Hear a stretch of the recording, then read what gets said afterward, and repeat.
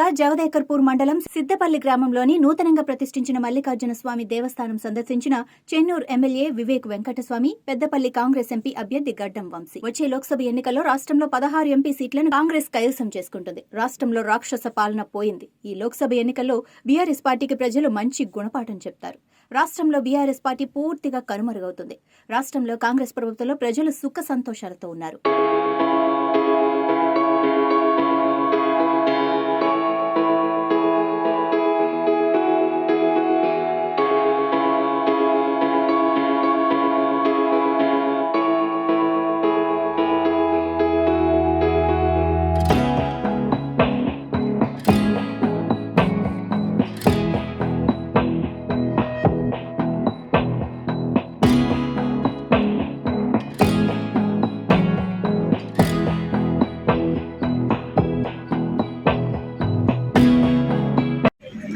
గజ్వేల్ నియోజకవర్గంలో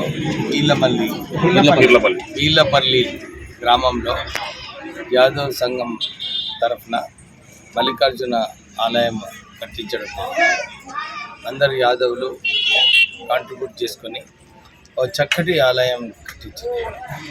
ఈరోజు దేవుణ్ణి మొక్కి వచ్చే ఎన్నికలలో ఈ రాక్షస పాలన ఏదైతే టీఆర్ఎస్ని ఓడించారో ప్రజలు మళ్ళొక్కసారి వారికి సరైన గుణపాఠం నేర్పించింది. పెద్ద ఎత్తున కాంగ్రెస్ అభ్యర్థులను గెలిపించి 16 సీట్లు గెలవాలని చెప్పి ఆలయంలో మొక్కడం జరిగింది. ప్రత్యేకంగా ఈ ఆలయ కమిటీ సభ్యులందరికీ కూడా కనకయ్య, ఐలయ్య, వీరేశం వాళ్ళందరికీ కూడా అభినందనలు చెప్పాలి.